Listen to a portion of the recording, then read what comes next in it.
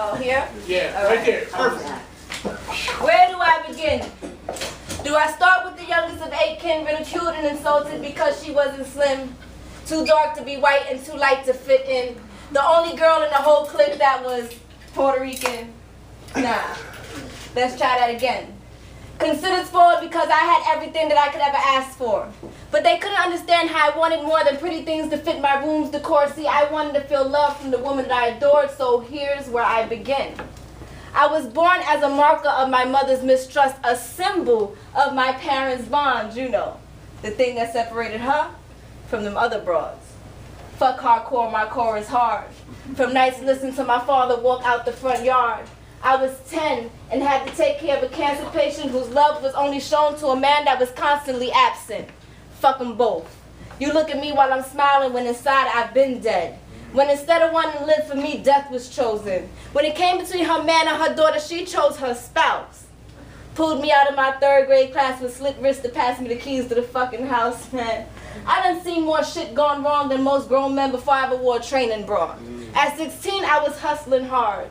I'll never forget the feeling of driving my first stolen car, bagging up pounds of weed in cheap motels, realizing that crack was faster and easier to sell. Y'all look at me and sleep because I appear frail, but they can tell you how I put a hole through a motherfucker with a rusted handrail. Shit. I've never been afraid to spend a night in jail. Too confident to worry, convinced that it wasn't my destiny to fail. But the streets had me tied up and locked down. I was taught by old gangster bitches to never frown. Keep a smile on your face and walk as if you just been crowned. That way niggas won't realize they're getting played like clowns. You hear me tell it? You don't deal with emotions like love and trust. See, trust is subjective. And those you love now, sooner or later look at you with disgust. Yep. My motto since 12 is that I don't give a fuck. And it's gotta be a God, cause Lady Luck, man, Lady Luck treats me fucked up. The irony is that I was loved by an older brother that wasn't afraid to beat me like I had balls between my legs. And I thank God, because without that extra bit of toughness, I might have wound up dead.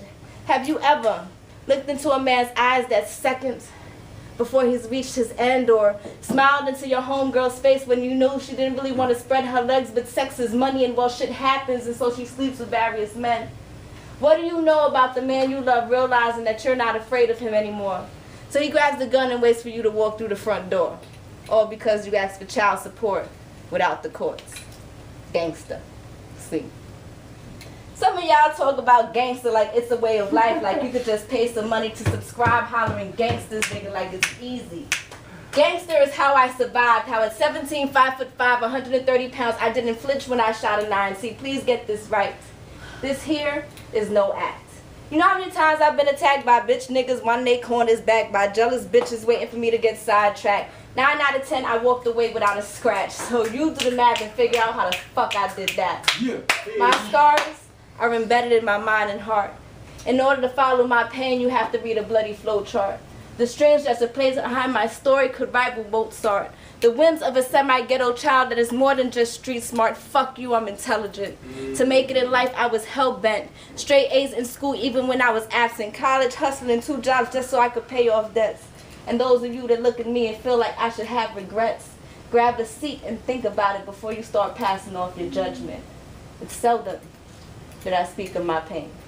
Usually I just wait for the liquor and smoke to cloud my brain, but it gets hard as fuck to maintain, and yeah, sometimes I feel like I lived my life in vain.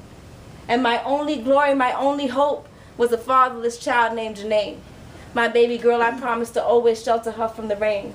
The only person in this world that can make me change my ways and look forward to brighter days. July 19, 2003, God decided to take her away. You see this right here? This is my official expose. Your VIP pass to what has been going on backstage. Peace.